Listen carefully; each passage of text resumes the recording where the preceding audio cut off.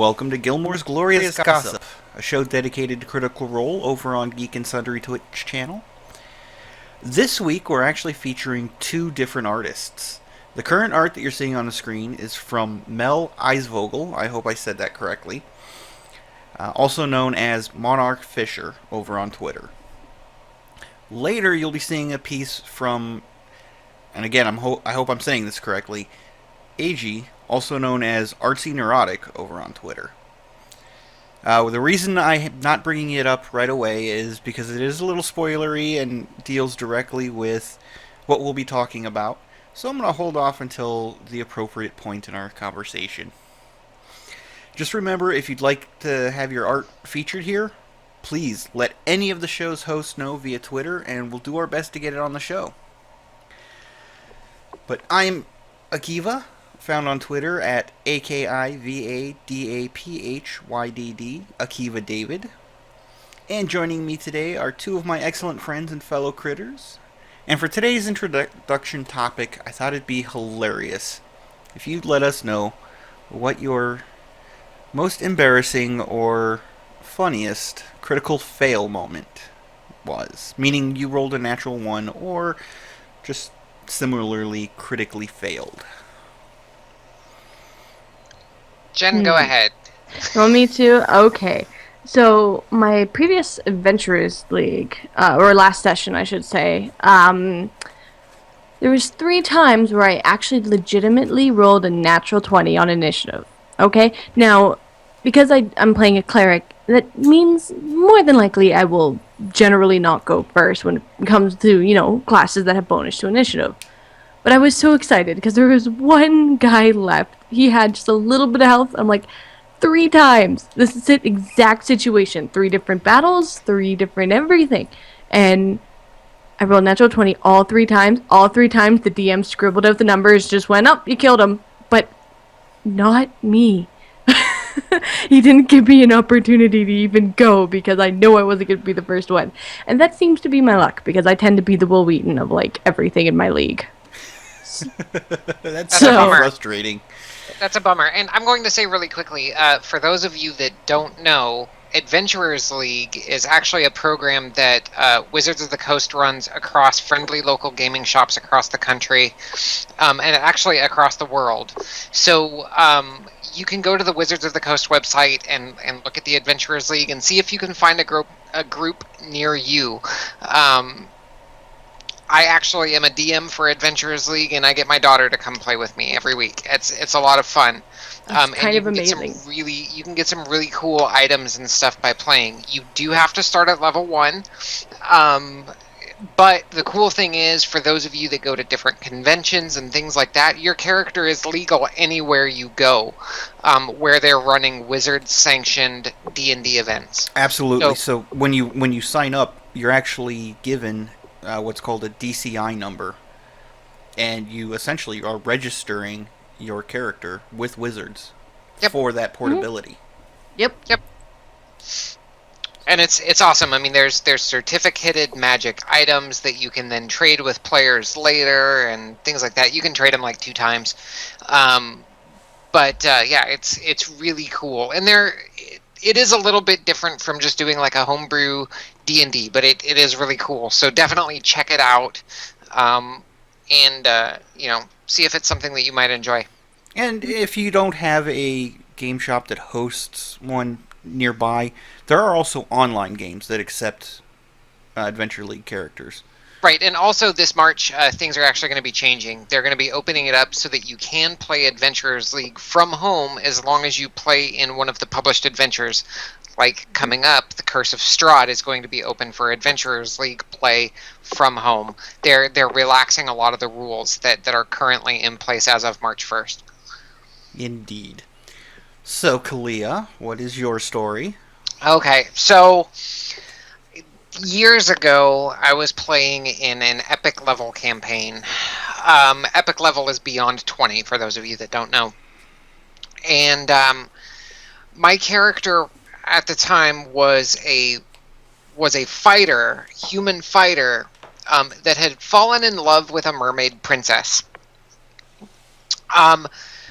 And we were getting ready to go down onto our mission, and Merrick wanted to go say hey to the princess. And once he got to the gates, he found that the merfolk guards had barred his way. They had I think they were using tridents or halberds or some polearm type weapon, and they had barred the gates. And they said, by order of the king, you are not allowed into these gates. You are not allowed inside these gates. Daddy didn't really like the fact that his daughter was dating a human, so I started struggling with the guards. I'm like hell, I'm not. I'm going through the gates. I'm going to go see my love. And we struggled and struggled and struggled. And DM was like, make a con check. Make a con check, because you're only, in 3.5, you're only allowed a certain number of rounds based on your constitution modifier or something before you would pass out. Well, I kept rolling natural 20s and 19s. I kept rolling really high. So we were like 5 or 6 rounds past the point where I should have started drowning. And then came the natural 1. And I passed right out and woke up in a mermaid jail cell. Merfolk jail cell. So yeah, that was my critical fail moment. And simply because they didn't do it, the first speaker was, of course, that Alice, also known as @Mother on Twitter, and Kalia, also known as Cosmic Candy, with an Twitter. I, not Yes. a Y. Everybody messes that up. So today we'll be talking about episode 42, and I've decided I'm not going to theorize a title for it because they tend to be getting the Critical Role videos out just before we get these podcasts out. So I tend to be wrong. I'm just not going to do it this time. So after the usual recap, Matt let the players just sort of, make their own preparations and choose what they wanted to do. And if I remember correctly, Vexalia, and Keyleth, and I believe Pike did too. No, she didn't. It was Okay. just Vax and Keyleth. Okay. No, it was Keyleth who mentioned Pike, but didn't actually do it. That's right. So they looked over the refugees to make sure nobody was actually stealing from them. Keyleth went and made sure that the dead had been cared for, and fortunately the refugees had already done that. So the group got down to business and focused on meeting with the Clasp. Primarily because, it's a thieves guild. That sort of guild is a shadow government. Their primary existence, pretty much ensures that the city doesn't get 100% destroyed. But it came a little more of Vax's backstory. Well, Vax Which I thought was Vex. really interesting. Oh, yeah. More of their backstory came out. And how Vax joined the Clasp in order to save Vex, but never told her. Like, why wouldn't he tell her, dude? Seriously? The circumstances were a little bit creepy. Well, even so.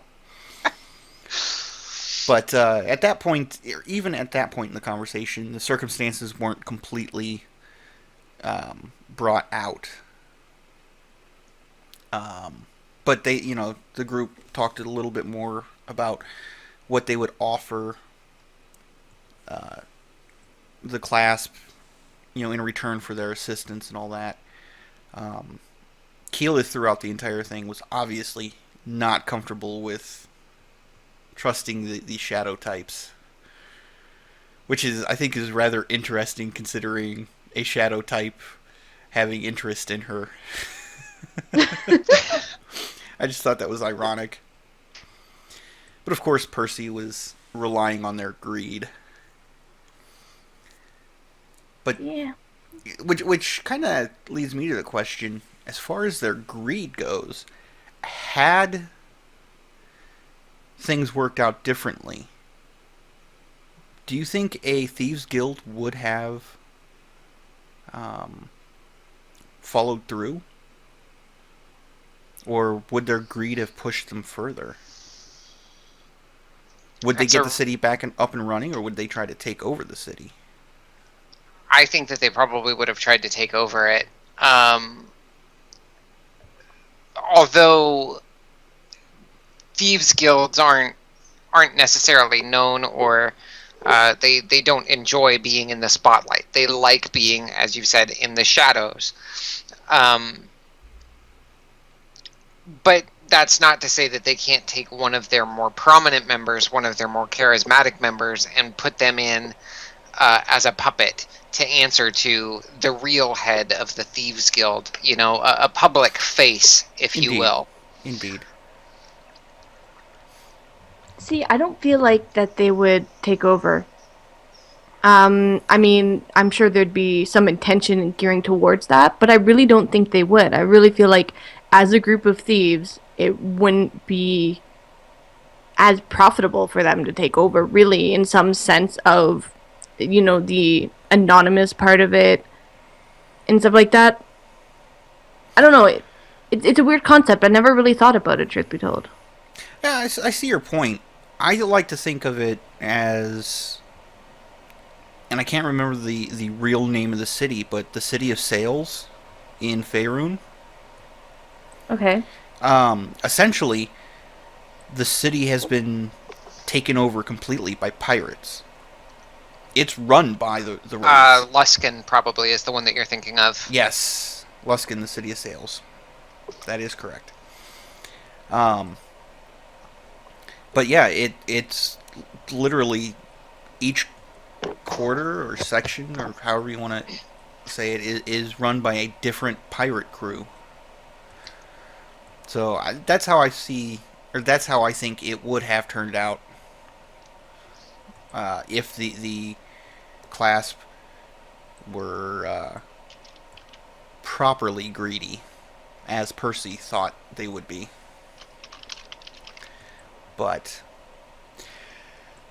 moving on, prior to leaving the keep, and I'm mentioning this purely for the humor factor, Grog asked again about the spy, and Scanlan's response was perfect.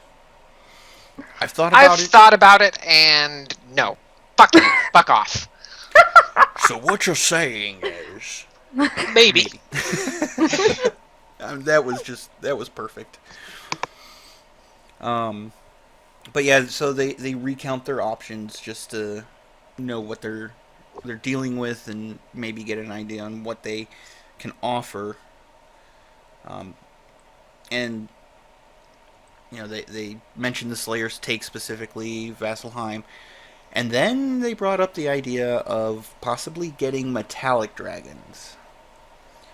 And I'm assuming that the idea was being that through Bahamut's temple in Vasselheim, they could contact one. And I can't help but wonder, would Matt allow that? It depends. My point as a DM, my point of view as a DM is that if it's going to tell an engaging story, then yes. There could be... I mean, these ancient dragons we know are hugely powerful compared to Vox Machina, despite the fact that the majority of them now are level 13. But he's still kind of created an unwinnable circumstance. So it's possible that for a storytelling moment, Matt could have the battle between Thordak and the ancient dragons going on in the background while these other metallics are going toe-to-toe with the dragons, while Vox Machina is dealing with some kind of threat on the ground that's closer to their level, that's closer to something that they're able to defeat. Possibly. The way I see it playing out, if they go that route, and Matt allows it, is that, even though Metallic Dragon, just using Thordak as the example here, even if a Metallic Dragon goes up against Thordak, the Metallic Dragon's going to get beaten, and just maybe weaken Thordak so that Vox Machina can clean up. Right, right, and that's another theory too. I mean, it's all kind of speculation at this point. Oh, yeah. But that's why we're here. Yes. We really need to keep track of how many of our theories were correct. We were correct on the Sphinx, for the record. Yes, yes, we were.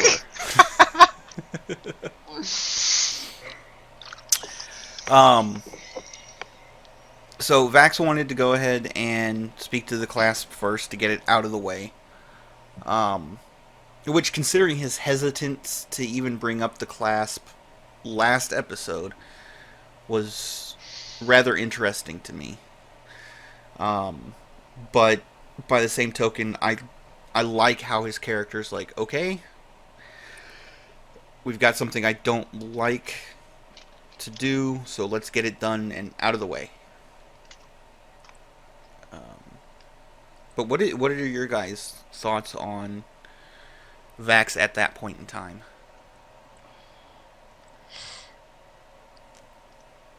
Go ahead, Jen. I'm trying to form a coherent thought. Well, the thing is with Vax is we have no idea what's going on in his head.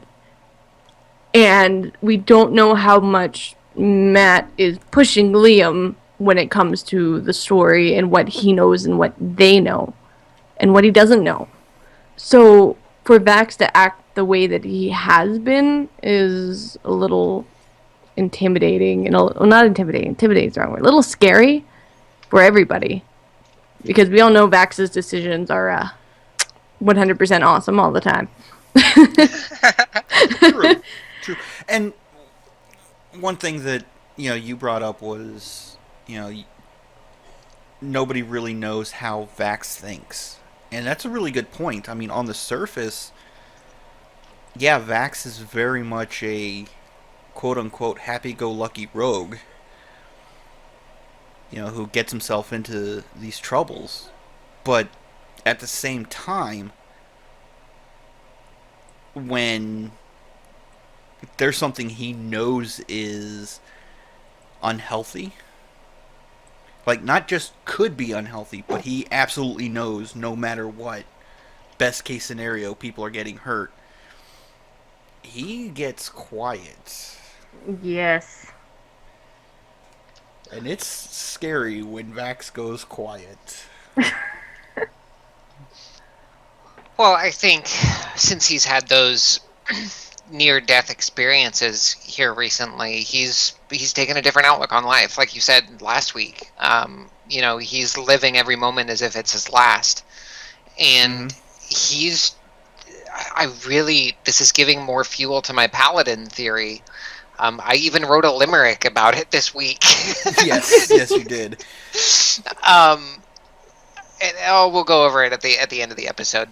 But it's giving more fuel to my theory that he is trying to go paladin because he's becoming a protector of the group, and that's what a paladin is. They're a champion and a protector of the weak and of those around them. And he's trying to protect his friends. He's trying to protect Vox Machina. He's trying to protect the city of Iman. I mean, he's trying to protect everybody. Yeah. Which actually, raises the question. He's already leaning towards Sarenrae. I'm not very familiar with Sarenrae. She's a Pathfinder goddess. So I don't know her alignment. And with clerics, in one thing I do know with Pathfinder and old D&D 3.5 and 3 was that clerics could deviate by one step, right, either on one of the two scales, lawful or good.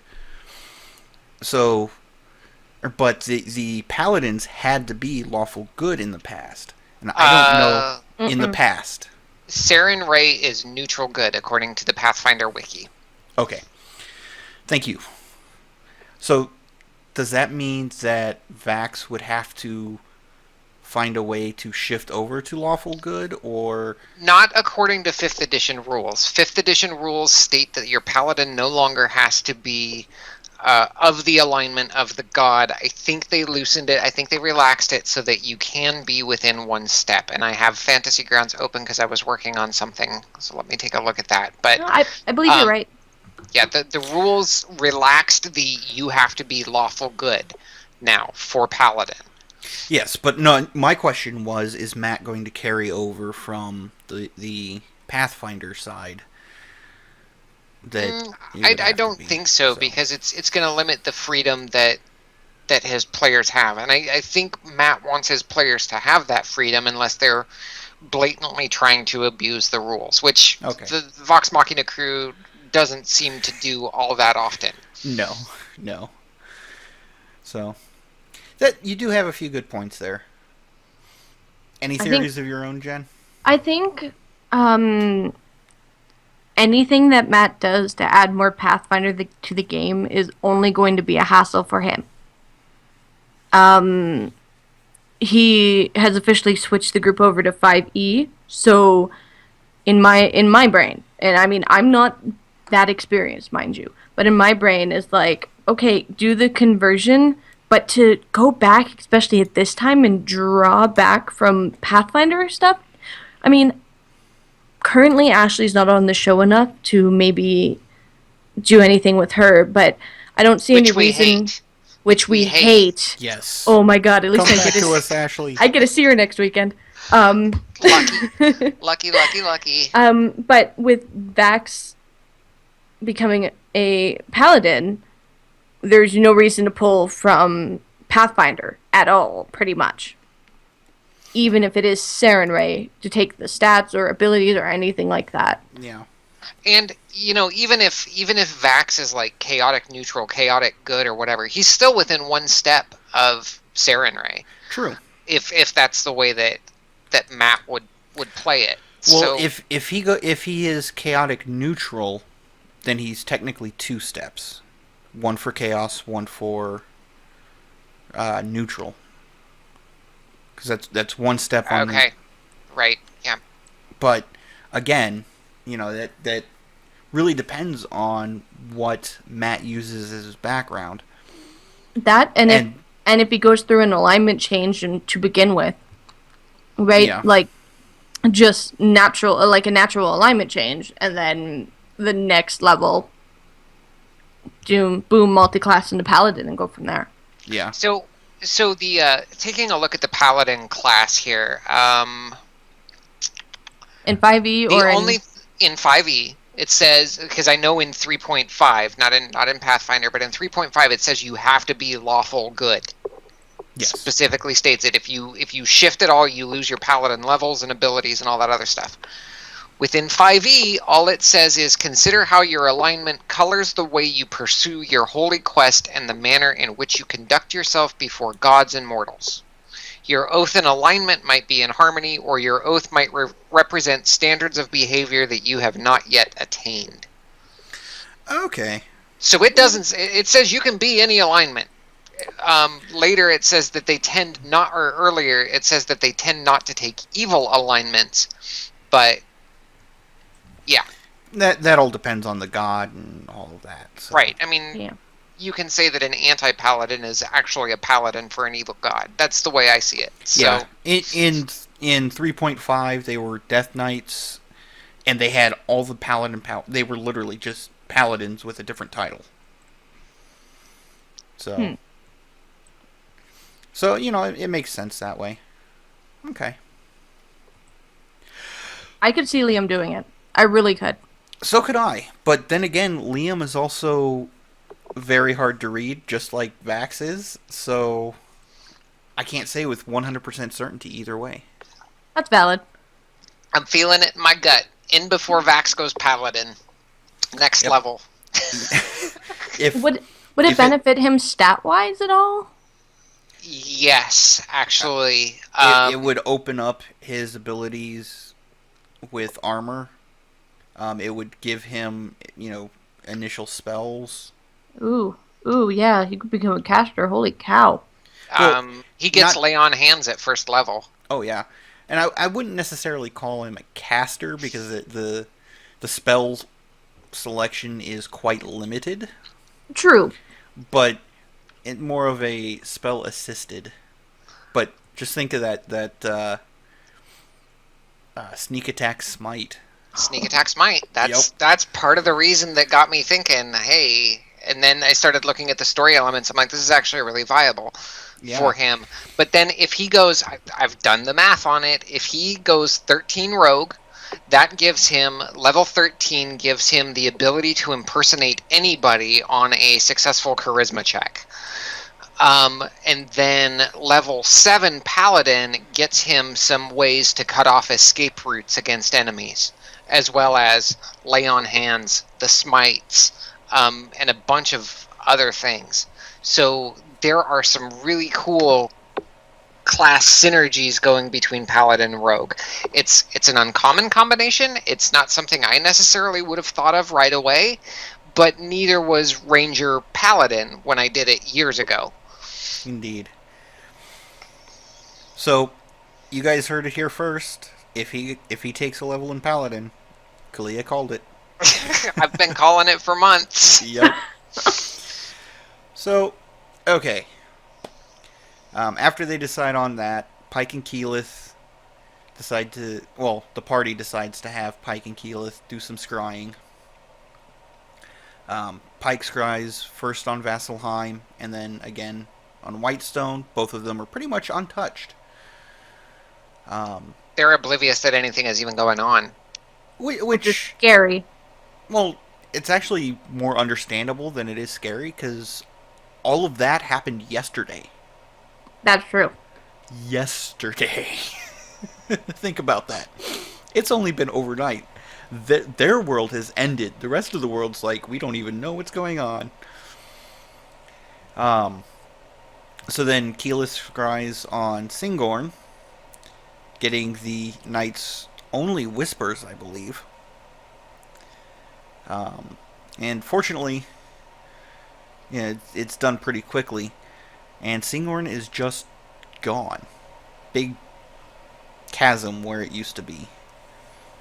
The interesting thing was that it took Percy's nerdiness, as Taliesin said. As a nerd. Yes. I want a nerd roll. Can I get a nerd roll? Yes. I need a nerd roll. But I love that Matt actually allowed Percy that role. Because he had proficiency in history, and because he was very book learned. He would have read everything, I imagine, that he could get his hands on.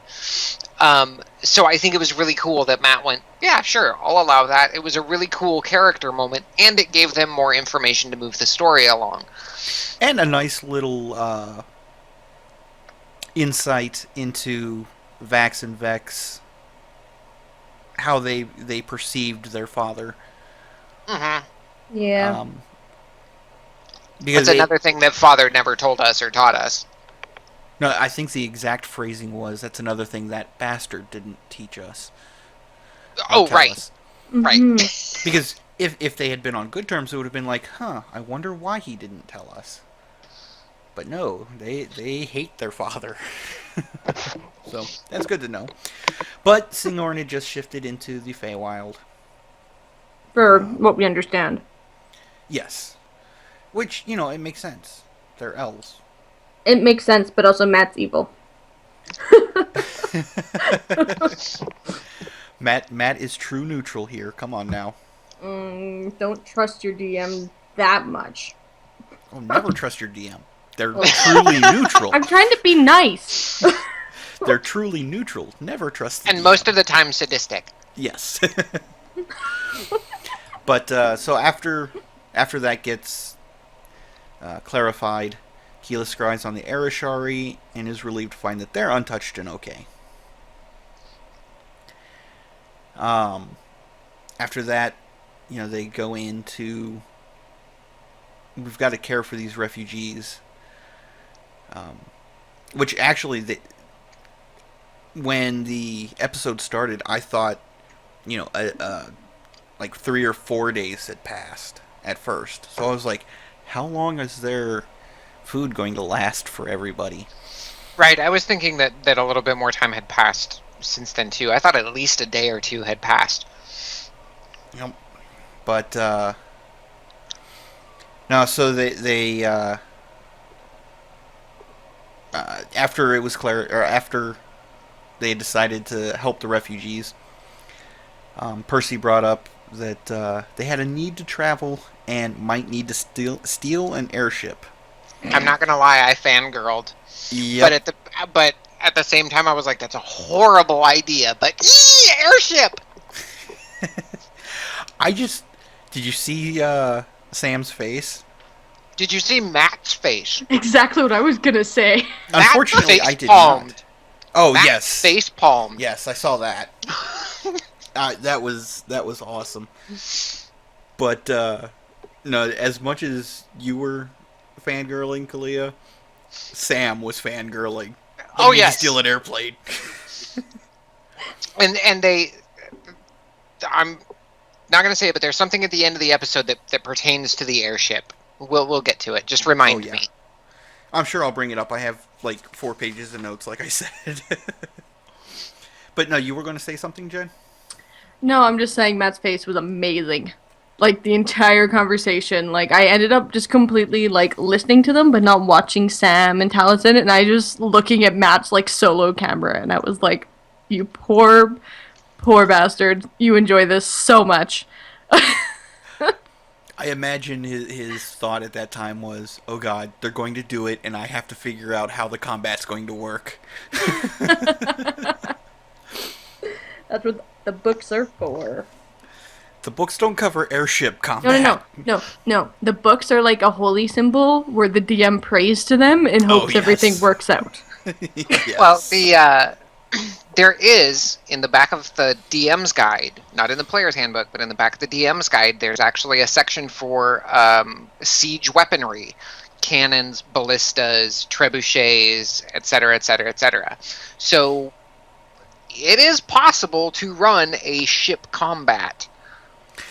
Yes. The thing is, firing those things from an airship is completely different from, like, a water ship or a castle wall or into a castle wall from the ground. This is when we use, as we have stated before, rules for fun, not rules as written or intended. Oh, yeah. Because if you're on an airship and you fire a cannon, you're going to shunt the airship to the side. If they do it on the weight. In real life. It depends on the weight of the ship. Does it not? Or am I going crazy? It really depends more on how the weapons are positioned on the airship rather than the weight of the airship. That's true.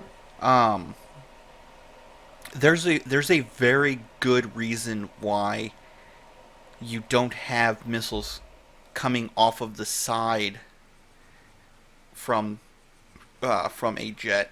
They shoot straight forward. Because if you drop down and then they fire. Well, yes, but even so, I'm just saying, back when they were first developing it, if you fired it from the side, you're going to turn the aircraft. Right. Yeah. So if you fire a cannon from an airship, you're going to turn the airship at best.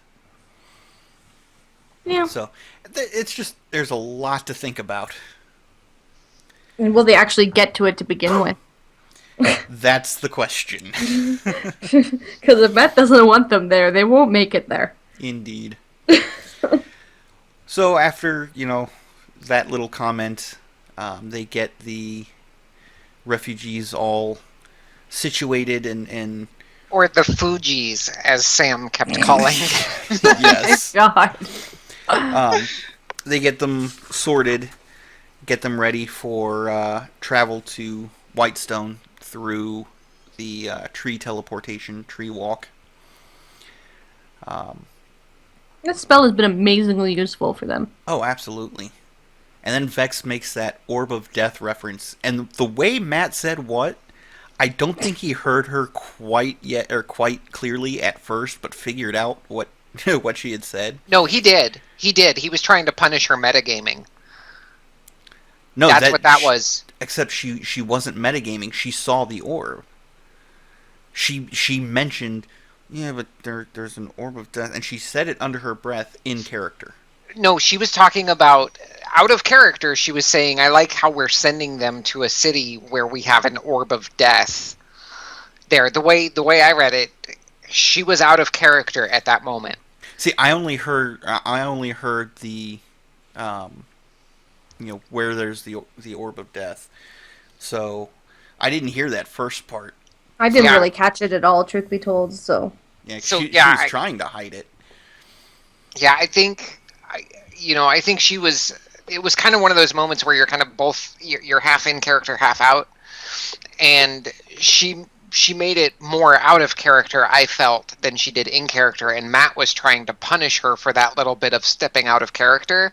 He wasn't going to do anything super bad, like, damn it, you're metagaming, knock it off. But that what by the civilian in character was perfect. And then she's, of course, she goes... You might see her. You might be able to see her breath. Oh yeah, because it's cold. So many laughs in such a bleak situation. Yeah, they're trying, but they're just trying to procrastinate, and they're naturally funny people. Yes. So yeah, they get everything set up, and it was originally intended for Percy and about 18 people to go in the first run, and then Grog intimidates the group. Oh, Travis. Yes. And I love the way Matt was like, there were people who weren't even thinking they were going, they just took off running. So, they got 23 people through before the tree portal closed. I have to, honestly, although Grog is not my personal favorite character, he is by far my favorite player. That's just me, though. I'm biased. I'm stupidly biased towards Ashley, so I'm in the same boat as you. I like them all for different. I like them all for different reasons. When I had to pick a favorite, I was like, so pick a favorite. Do it right now. I already did. Damn it. Yeah, that was one of our questions in a previous episode. Okay, I'm paying attention. It was Vex, but because of her greed and her avarice, that strikes me as a person, even though I'm not like really greedy. Okay, I remember now. Yeah. Okay. So I'm very tired. I like everybody for different reasons, though. They all have their moments where they shine, and I'm like, damn it, that was cool. But yeah. So the group, after they make it through, they go up to the castle. Cassandra gets all the refugees settled in. That was also sort of depressing. So, okay, here's a question, Akiva. This is a DM question. Mm-hmm. How would you have handled the people going through the tree? Not quite sure what you mean in how many people they got through, or... Yeah. Because a round is 6 seconds. Oh, so yeah. You've got one round to move X number of people from this square to this square. How would you have handled it? Well, given that, Grog made that intimidation check, and I don't know if Matt rolled for it or not, I would have rolled a percentile die, and then just did a quick calculation of what percentage of the total number of refugees would have gone through. And then I would have made a second die to make sure the last few people didn't have arms, legs, butts hanging out of the portal when it closed. Because that would have been painful. Right. Because when... I remember watching him roll for some reason. Yeah, he did make a roll. Yeah, I just don't know what the roll was for. If it was just to resist the intimidation or what. Yeah, true. Because when that moment happened on screen, I was literally seeing squares and 30-foot movement. And I was seeing, okay, when they come out, they can go to the left, they can go diagonally, they can go straight ahead. You know, I was literally seeing a grid set up on the screen, and I was trying to calculate how many people could get through in 6 seconds. You were looking at it in terms of a combat round. I was looking at it in terms of a combat round. These people have 30 feet of movement. The kids maybe only had 25. Have you ever chased a kid? They have 50. That was Fair beautiful. point. Fair point. Especially when they know that they're doing something wrong. Yes. Yes. But Fast little buggers. But in all seriousness, I think it was handled very well because it was a cinematic moment. And when doing cinematic moments, you don't really want to get burdened with the with the rules. You don't want the rules to get in the way. yeah. And I'm not saying that Matt handled it incorrectly or anything. I'm just saying I was seeing the squares and everything on the screen, and in my head I was visualizing how many people would get through based on the mechanics. Yeah, if he had gone purely mechanical, 1 or 2 maybe would have gotten through. Yeah, I would say I was like 1 per second. If that. If that. Not any more than that. Like when I was honestly surprised when he was saying the number of people that got through. I'm like, okay, maybe with the intimidation checks, 7, 8, Yeah. maybe. But I was like, that many people. I mean, 6 seconds is a long time, but it's really not crazy long. Like, have you ever tried to move a group of people, even if they're scared? Like, it does take us some time to get off of our asses. Like, Yeah, a group of civilians, yes. And not only that, but reaction time, like going through driver training, reaction time is 0.3 of a second. Yeah. From the time that you see the brake lights to the time that your foot actually hits the brake pedal. 0.3 of a second, typically. Yep. That's if you're paying attention. Yep. mm-hmm. I mean, that's even if you're scared, pretty much, too, right? Or intimidated. Like, Well, if you're already in a scared state, and I mean like flight or fight symptom, a lot of times you'll react without consciously processing it. true, So but in that situation, would they have done that? No, not in that situation. They weren't in fight or flight until he intimidated them. Which I would think would give a bonus to movement for the round. Again, Yeah. more mechanics. And you know me, Akiva, I don't typically harp on mechanics a whole lot during our Desert Winds games, but for some reason this one had me mechanically minded. Yeah. No, Yeah. I agree with you there. That thought did cross my mind, and I was like, no, you really can't handle this mechanically because the portal would only be open during Keyleth's turn. But think about, okay, and we need to move on. But Yeah. but I'm just thinking, look at how many actions happen in a combat round. That is 1 6-second period. Oh yeah. So, I'm going, man, you can get a whole lot done in 6 seconds. But I would be curious to take, draw up a map in Fantasy Grounds and have, how many people did they get through? 27? 23. Okay. And I would like to set that up and see how it would have to work mechanically. Yeah. Just out of pure curiosity for science. All right. So moving on, as we do need to do.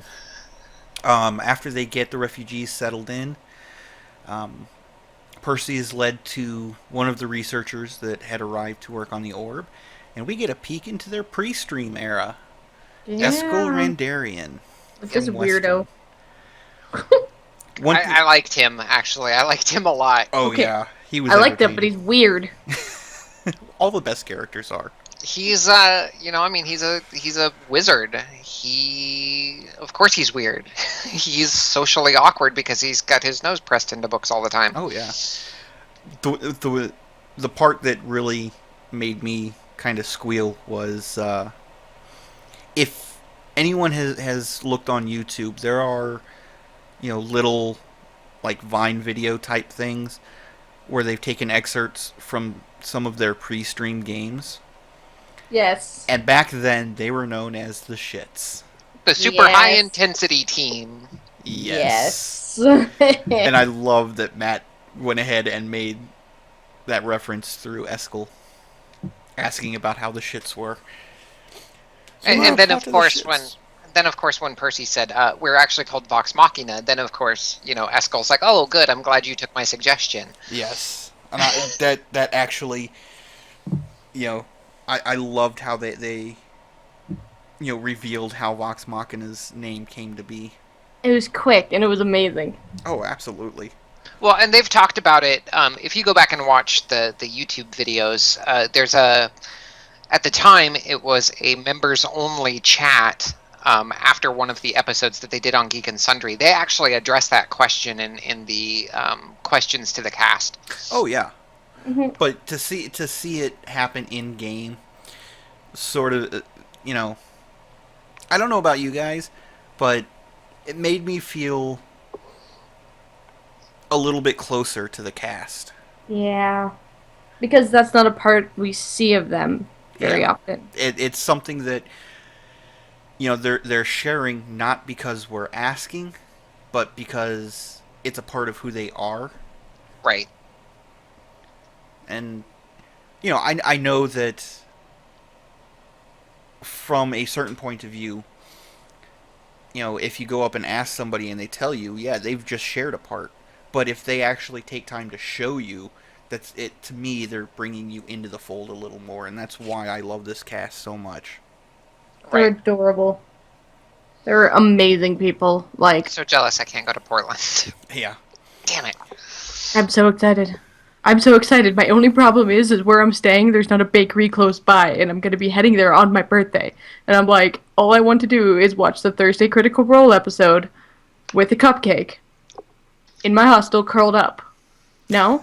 Okay. I'm not going to be able to do that because it's not going to be, a cupcake's not going to be available. It's in downtown Portland. Yeah. Well, no, it's not downtown. It's in the artsy part. I'm sure we can arrange something. Yeah. I'll find something. Find me the address and I'll find you something nearby. You're an I used to angel. live in Portland. Did you? Yeah. Oh, we're talking after this. I grew up in. I didn't. I was about 30 minutes outside of Portland. I lived in Wilsonville. But anyway, going on. So Sounds so boring. so Eskel was talking about planning on going to the Cobalt Reserve back in Western. Percy had mentioned about wanting to weaponize the orb for use against the dragons. I don't know how I feel about that. I think that's too big of a stone to step on. Like, that's I think scary. Yeah, it is scary. I think if they do that, they're going to be trading the dragons for Vecna. Yeah. Yeah. So, but at that point, Eskel's like, well, that's just all the more reason for me to go to the Cobalt Reserve. And then Percy says, yeah, Western's been destroyed. And Eskel has the hilarious reaction of, well, that sucks. Where am I supposed to do my research now? Right. That's unfortunate. That's very inconvenient, I think he said. Yes. But at that point, I think I had a little bit of an inkling on what Percy wants to do as far as weapons against the dragons go.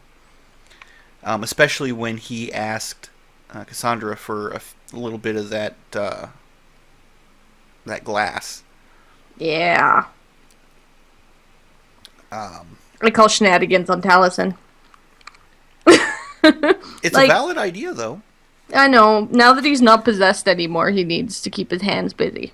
Yes. As a matter of fact, as Percy said, perhaps we should stop trying to magic our way out and instead try to engineer our way out. So he's the only one that can engineer. That's the problem. Well, not necessarily. I mean, he's the only one that can tinker. But that doesn't mean he's not the only one involved. Or that, you know what I mean. That doesn't mean he's the only one involved. True, but at the same time, that's a lot of pressure on him when they could be using resources elsewhere, even if it is magical. True. But, if he's looking at the non-magical ways, then the others are free to look at the magical ways. Sure. But either way, as Taliesin put it, an anti-magic missile, whether it be an arrow or a bullet, is a damned good idea.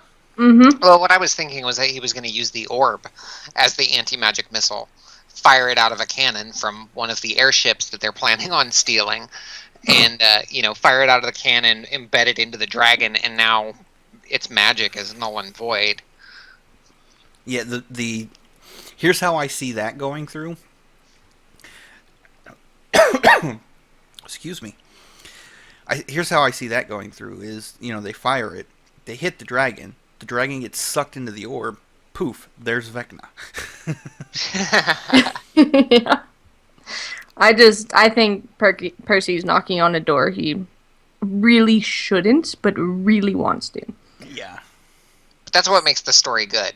Because we're all sitting back, biting our fingernails, going, don't do it, don't do it. We're hiding behind our pillows and our hands. Oh, no. It makes it good. But is the character that, I don't know. Yeah, that's exactly what I'm doing. So, Percy uses Cassandra's stone to get back to Greyskull Keep. And I like how the little flavor of it is that the stone ends up turning white hot. And then horrible. Right after it cools down and once Vax gets it, where does he put it? In his pants. Yep. And of course Vex had a lot to say about that too. Well, yeah, but I still see Vax using the orb or using the stone, forgetting that he put it in his pants, Matt remembering. That scene is playing in my head. Mm-hmm. Whew. Okay, so. Okay, I see what you're saying. Yes. Oh, you mean people are just going to burst out of his pants? No, I'm thinking more along the lines of Keyleth is not going to be happy for at least a couple weeks. Okay. Yeah, I'm not that smart.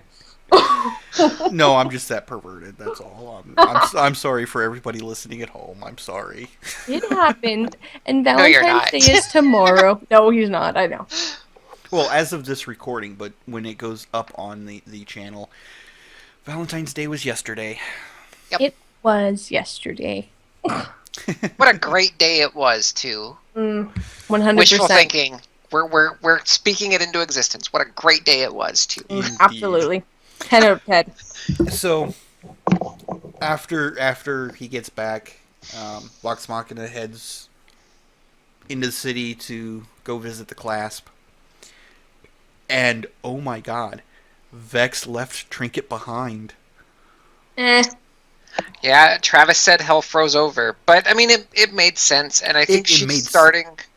I think Laura, as a player, is starting to think about, do we need Trinket on this particular adventure? I've been taking him with us everywhere, and there have been times where he hasn't served a purpose.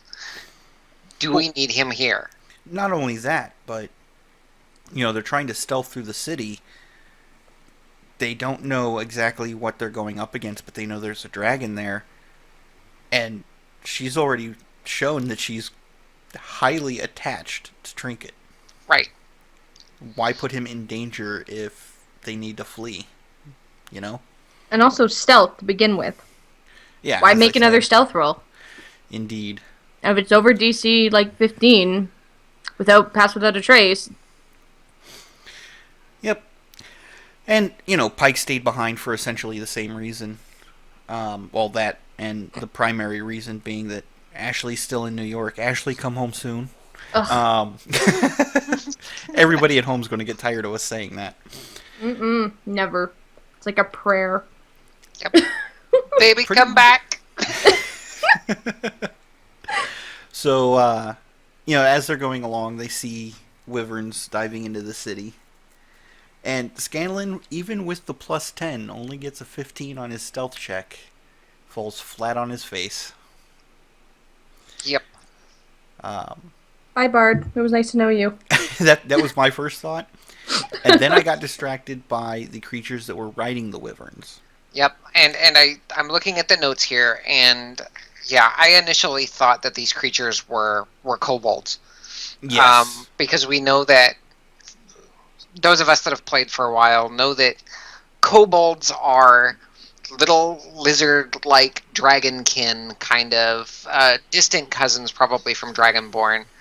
But they're these little lizard men that like to worship dragons. That is their sole purpose. And for dragons, they're great underlings. Oh, yeah. And then I thought about it, and I was like, no, Vox Machina is level 13. These either are extremely high-level champion kobolds, or we're looking...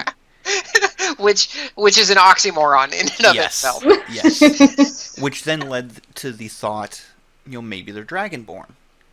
Now, keep in mind, I have 20 years of experience in playing D&D.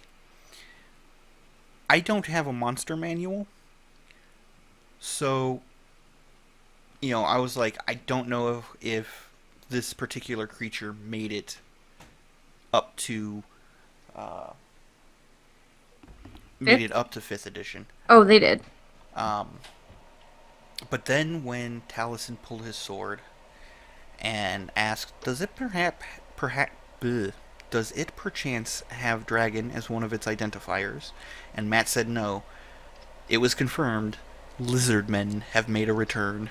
Yep, lizard folk are actually in the 5th edition monster manual, and the more he started describing them, I think I missed the description while I was watching the episode live, and so I was still totally sold on kobolds until I rewatched it today, and listened to the description and went, oh yeah, lizard men, totally makes sense.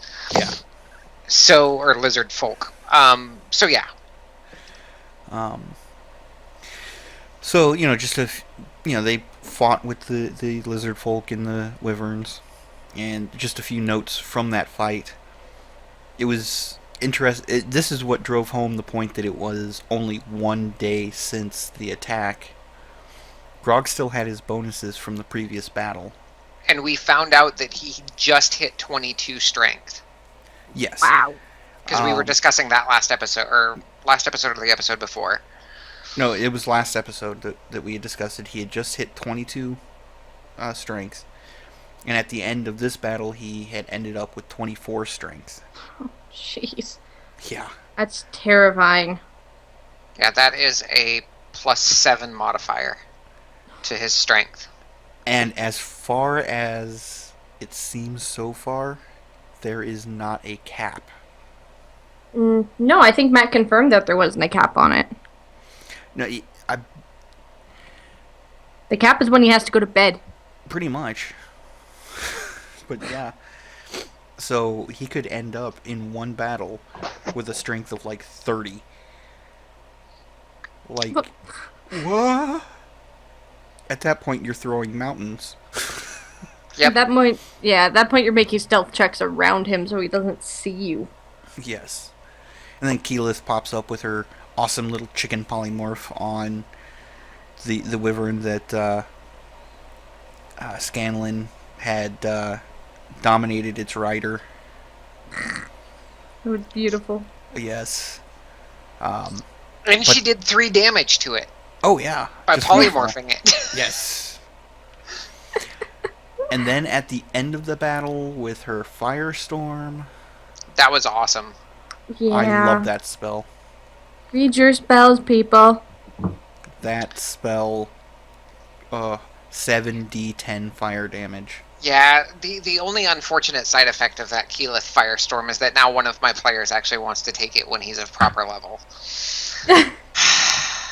I love you, Ben, but you already have Moonbeam.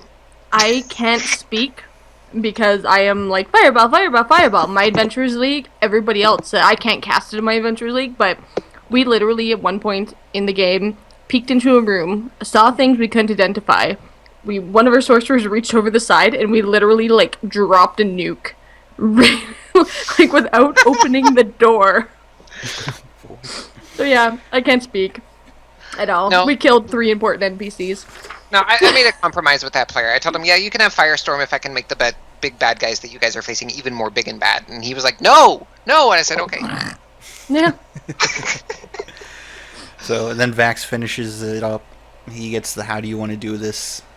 Which was really awesomely described by Matt. Oh, yeah, absolutely. I'll let you guys rewatch the episode for that, because we can't do it justice here. Not at Nope. all. All I remember is that the Wyvern was making coughing and choking noises that were just. It was awesome to watch Matt do that performance. Indeed. Mm-hmm. So, after that fight, they go make their way to the entrance for the Clasp. The rest of the party takes a short rest while Grog does push-ups. Because he didn't want to lose the strength bonus. No kidding. Vax. It's a weird image. Yeah. Everybody else resting while Grog's sitting there doing push-ups. I imagine that one or two, maybe 3 of the others were sitting on Grog's back while he was doing those push-ups. Yeah, that's what I was gonna say. Scanlan's just sitting there. Yep. So Vax, scouts ahead down to the bottom of the ladder, and he mentions that he wants to go ahead, and, Vex argues with him, and then we get more of the story about why Vax joined the Clasp. Yeah. She was apparently being stalked. Yep. Some evil being wanted her for some nefarious purpose, which we were never told what that purpose was, because I don't think even Vax knew what it was. No. But he ended up trading in I believe the exact wording that Liam used was a child rapist. Yep. I traded in some other piece of shit for you, a child rapist. So the Clasp brought out this Staff of Tongues. I gagged at that moment. Yeah, that created a really weird image in my head. And made the shitbag look like Vex. And I thought it was hilarious. Vex's first concern was, you mean there's somebody else running around that looks like me? Yep. But I do like that, they sort of made up at that point, because it was looking like the strain between the two was going to get them into more fighting between themselves. They've been through way too much shit to do that. Yeah, but at the same time, it looked like it was coming again. But after that conversation, Vex, thanked him and got the Hat of Disguise from Scanlan, earning it by a hilarious limerick. And yeah, which is just after the break. It's 14 minutes after the break, in case you guys haven't watched the episode yet. Yes. It's 14 minutes after the break where all of this limerick happens, and Vex earned some inspiration for it. The E6, I think Matt said. Yes. Yep. Oh yeah, that's right there on our notes.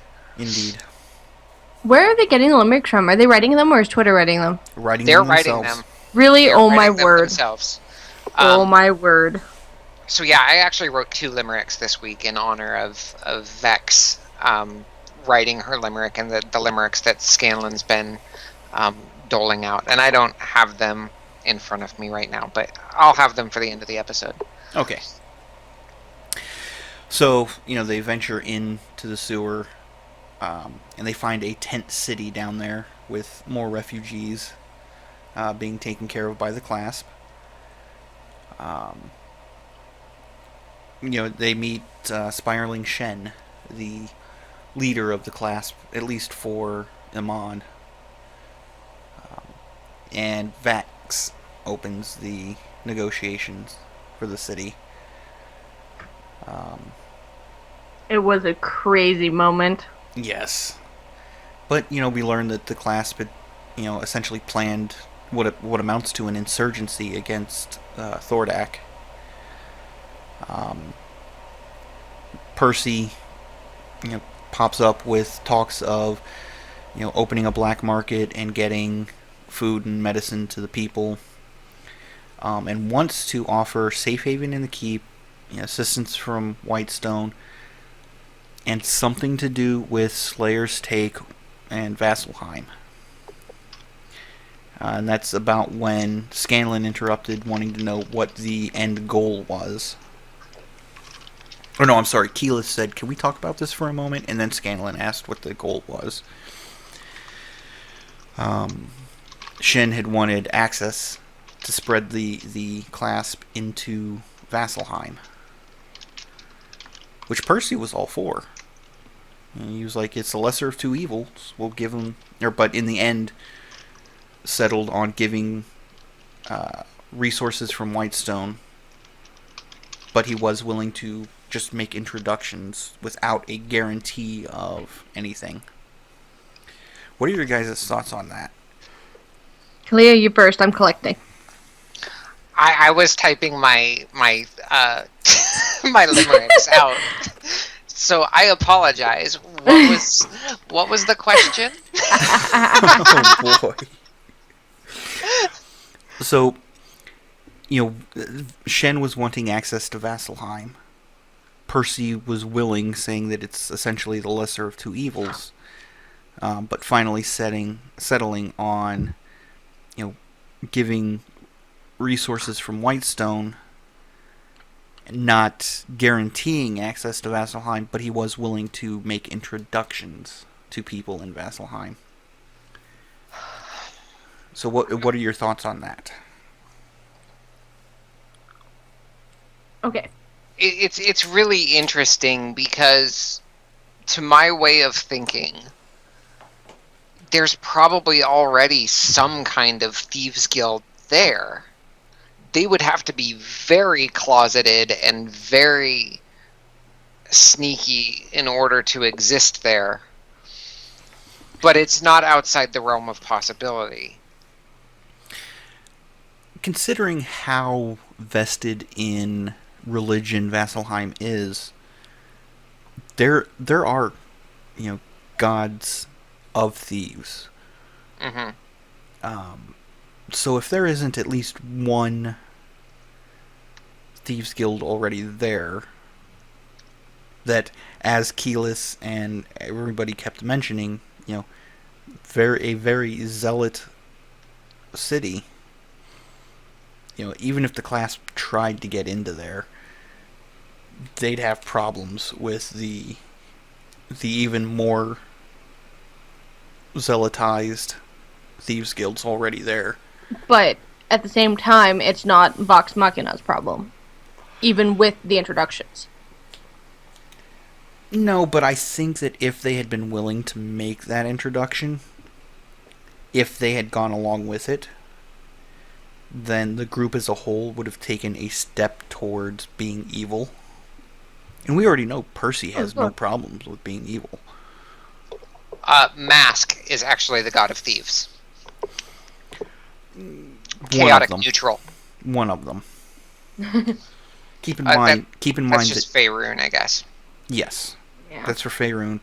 I know that I think there's like 2 of them in Pathfinder, but I can't remember off the top of my head, and I don't want to look it up at the moment. We're going to be running over on this episode as it is.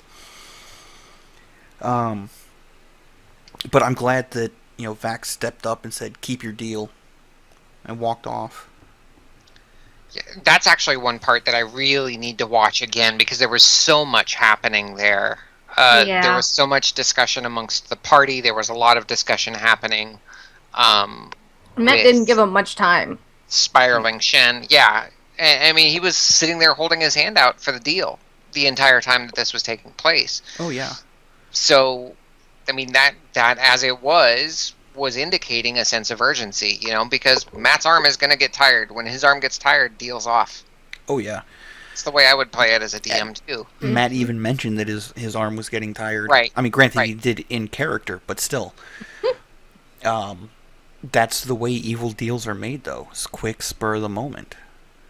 But by the same token, the little bit of business training and stuff that I've had, admittedly not a lot, sales training, whatnot.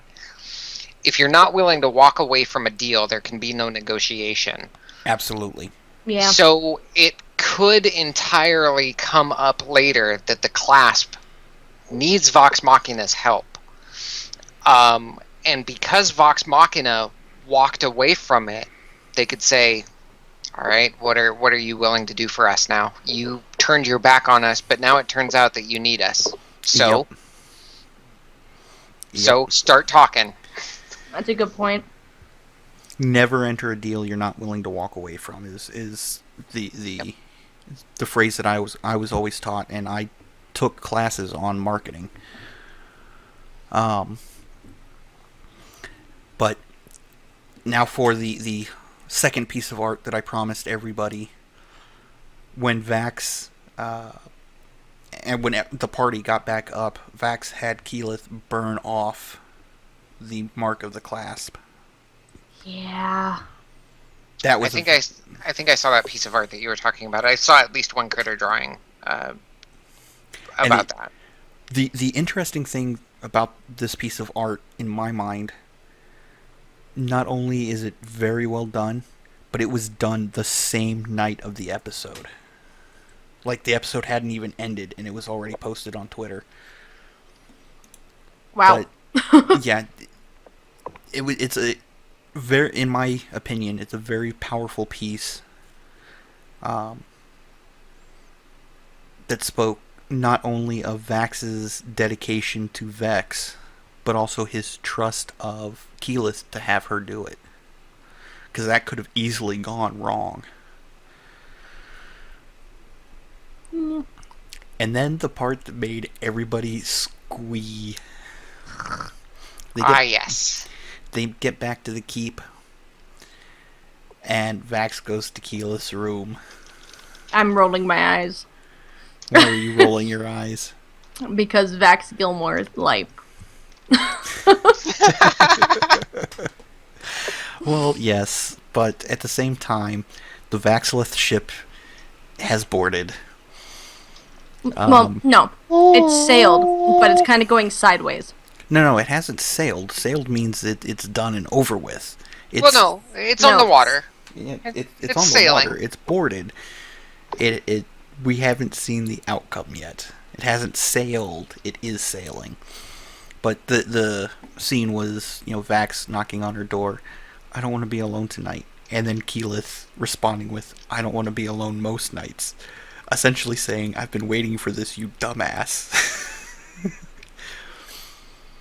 I just got back from Deadpool, so my thoughts are completely, disturbing. Because, ew. Deadpool does that to people. But yeah. By the same token, it makes me think that when Vax said what he said, or opened up to Keyleth in earlier episodes, most of the time she wanted to accept him, but was sure enough about herself that she wanted to make sure she wouldn't get hurt, that it was a spur of the moment type thing. Right. Are you saying this just because you're dying or you've almost died a couple times, or is this honest truth? Yeah, and this time, because there wasn't anything that was immediately bearing down on them, or they had just survived, that she was like, he really does mean it. So, and then Taliesin pops up with, that's not the ship I wanted.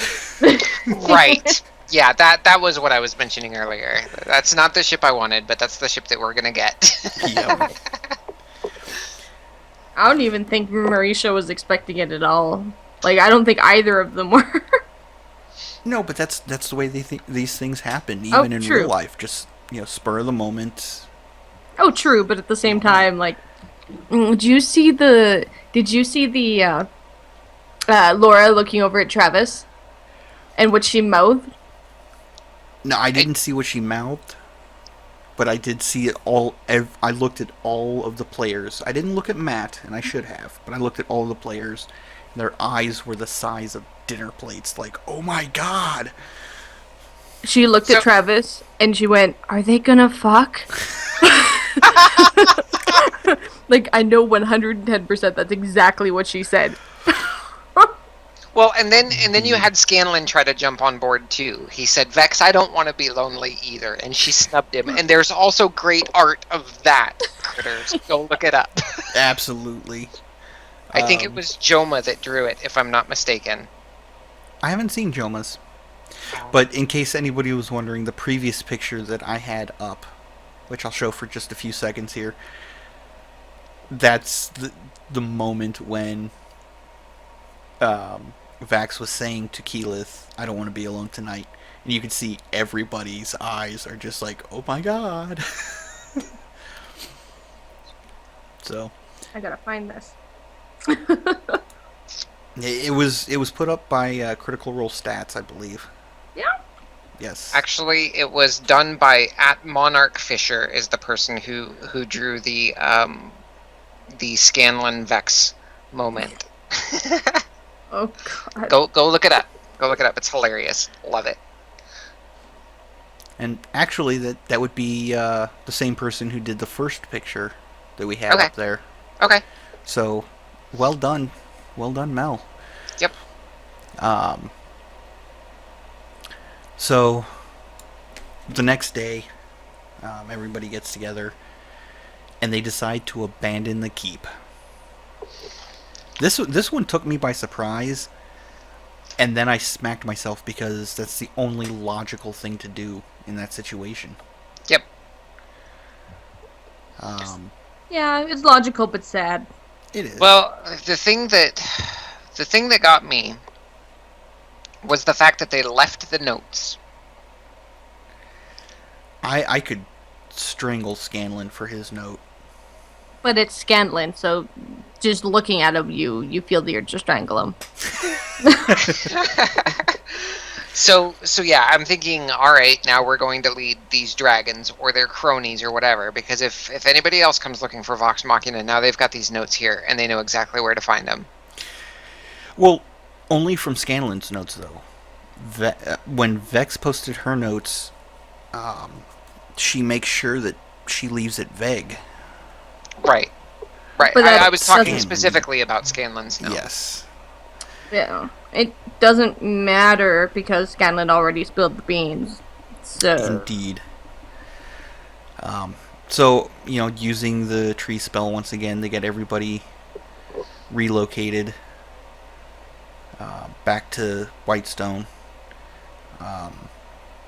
They ask for whatever assistance Whitestone can provide. Cassandra only has gold to offer them, which makes sense. They just got done dealing with the Briarwoods, and the Briarwoods were bleeding them dry, so I'm surprised they even had gold to offer. Briarwoods were hoarders, too. True. I do like how Vox Machina reassigned their guards to be royal guards for the Empress. That was cute. Yeah. It's the little details that make this game, really. They think about who they care about. Indeed. So then they go off to Vasselheim the next morning, again through the tree thing, entering in at the orchard. I loved this bit. I loved it. So they're spotted by a farmer when they show up. And the farmer. Boy, you can't be in the orchards. Yeah, we're with the Slayers Take. Fucking Slayers Take, taking whatever they want. Yeah, just be glad. Yeah, did you know about the Manicore? Manicore? And he starts looking around. Yeah. Just be glad we took care of that Manicore for you. And then he goes back to his work. Loved it. Loved every bit of that.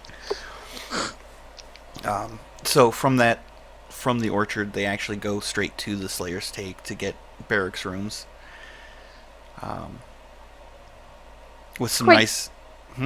It's quite nice to have that. I mean... Indeed. And, if... The way Vox Machina does things, they don't burn bridges unless they have to. For the most part. For the most For part. the most part. For yeah. the most part. The clasp was not necessary. No, I honestly think that was necessary because they had to show the Clasp that we don't really need you. We're here because we want the city to thrive. If you're not willing to do that, if you're going to be bastards about it, we'll do this honorably. You can come to us when you're ready to be honorable. That was a bridge that needed to be burned only so that the Clasp has to be the one to build it back. Right. Makes me wonder if Garthok's going to defect at some point. Ooh. It's possible. Ooh. I doubt it. Because he was a one-time guest. Mm-hmm. I don't know if he'll be back. I would Can love we it bring if he back was. Mary? Can we bring back Mary? As I was just about to say, when they actually go after they get done talking with the little front desk guy, whose name I can't remember at the moment. Starts with an M. Merton? I think so. Merkel? Merton? Something like that. Merton, maybe. Merkel. I'm remembering what Liam said. The only reason I remember it is because it sounded like Merkel. Yes. But, so I think it's like Merton. So they head back, and Matt throws out a reference to Will's character and Felicia's character's love interest, in quotation marks. Yep. Who did you hear that from? Nobody reputable, I assure you.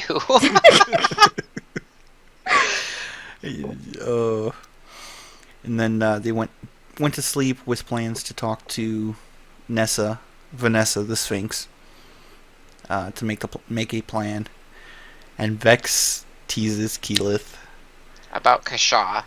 Yes. And embarrasses the crap out of her considering what happened. Like, Yes. just hours before. Yes. But if you look at Liam, he was very nonplussed about all of that. He looked like he couldn't have cared either way. To the point that, I mean, we've seen him flirting and having that relationship with Gilmore, so he may even be willing to bring Kashaw in. Are we talking threesome? Awesome. I'm Yeah. so I know. I'll Polyamory, go! I'll go even further and say that, if it went down that path and Keyleth was okay with it, Vax may actually try to pick up the Vaxmore again. Again.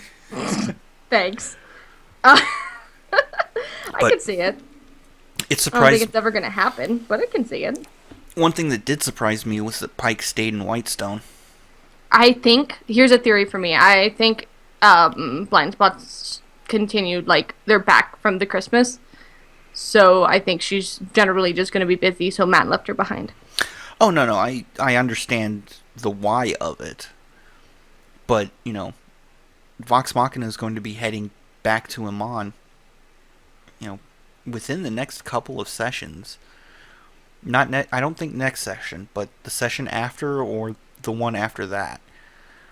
They're going to be heading back to Amon. And with Whitestone so close, it in my mind would have made sense for Pike to have come back to Vasselheim and stayed to make sure Vasselheim got prepped, if only to protect her new temple to Sarenrae. Right. I could see that, but that was probably a spur-of-the-moment decision by Matt. Oh, and one other Possible. thing that did come out this episode, Matt did say that it was a Deva-like entity, not a planetar. So Yes.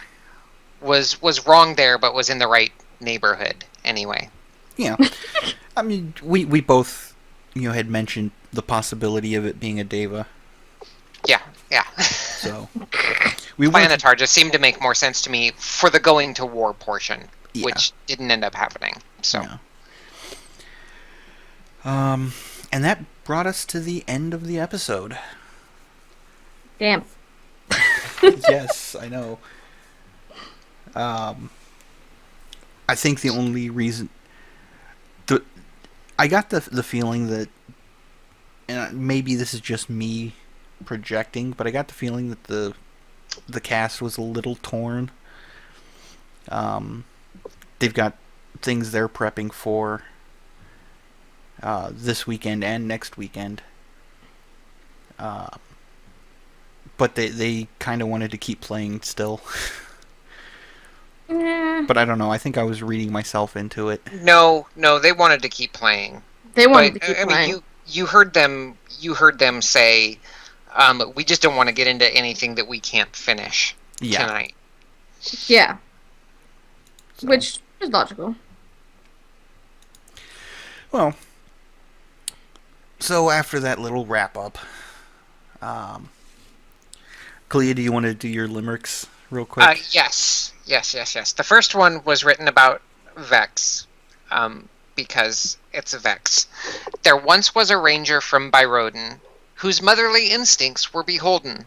She found a bear cub, decided to keep it. Oh, by the way, his name is Trinket. Doesn't quite follow limerick pattern, but anyway. The next one is about Vax. There once was a rogue from Byroden, who liked to charge recklessly right in. Saren Ray's symbol on his glove, he gives Kiki his love, and is now on the path to Paladin. Did you posted them on Twitter, right? I did. Did Liam? Laura actually liked the oh, by the way, his name is Trinket. So I'm guessing that she got a hold of the whole limerick and saw everything. But I did not see any activity from Liam on the rogue one. Either way, they're both highly amusing. Thank you for those. Yes. You're welcome. Which brings us to this week's DM Corner. This one is coming from Cryomancer Maurice. He submitted it through the comments on the YouTube channel, which is just fine. Just make sure you let us know that it is a question for DM's Corner. But in a game that he's currently playing, he is playing the Bard. They've been playing for about 6 weeks or so, and he is playing with a bunch of new players. So he's trying to help out with mechanics and that sort of thing. And even their DM is inexperienced, according to this. Yes. But he keeps giving, inspiration, but it keeps getting neglected. So he's asking how to adapt to this situation. So I will let you guys weigh in first. First thing for me, from I'm a lot less experienced than you guys, but I'm generally used to being a PC. My big thing is, first and foremost, communication between you and the DM. If you have not talked to them about it, that is a big thing. That's usually my first. I don't know, maybe I'm a bit stubborn, but my second thing is at least somehow let the players know that, hey, this is a benefit. This is what I do. I buff you. Mm-hmm. And because, you know what, I'm even noticing that in my Adventurers League. Like, when I buff people as a cleric, it doesn't really... I mean, I can only buff so much, but it doesn't really get appreciated at all or anything like that. And bards in my league don't have a good... They die easily. Let's put it that way. And they haven't been useful, really. And I think that's a communication thing, and I think that's the style of the DMs, like particularly the two that I know, that supporting characters sometimes, unless it's a move in combat, sometimes it will get overlooked and forgotten. Because the public side of D&D for me is very combat oriented. So, and when I say public, I mean Adventurers League. So, my way of thinking, and I've overlooked the Bard for years. Watching Sam play a Bard has really kind of opened up my eyes, and I'm thinking that at some point here I need to play a Bard, because I do silly song parodies and stuff like Sam does all the time. And I seem to have music for pretty much any situation, it feels like. So for me, as a player, I always looked at Bard and then poo-pooed them right away. I'm like, this isn't fun or interesting to me. I don't know how good they're even going to be. And in 3.5, they were I don't know, they weren't the best class. And I know that there's people out there that are going to argue with me. In my opinion, I didn't feel like they were the best class. Okay. In 5th edition, they've made a lot of changes to the Bard, and there's a lot of really cool stuff that you can do with them. And then, of course, picking your college, College of Valor, College of Lore. There are some new ones that were added in the Sword Coast Adventurer's Guide. Adding those different colleges has made the Bard a lot more versatile. Versatile. Thank you. But as a DM, advice to the player is, the rules of Bard, and I know it says here in your question that you're trying not to metagame, but reminding the players of the rules, of the rules for your class is not metagaming. Metagaming is taking out of game knowledge and applying it in game. You're not doing that. What you're doing is, if you hear a roll from one of your other players that you've given inspiration to and it sounds low to you, you can say, now might be a good time to use your inspiration, before the DM says that's a failure or that's a success. That's reminding them, hey, I've got this inspiration. It's helping you be useful, and it's kind of, I don't know, it may be a little bit policing, but support characters, that's kind of what they do.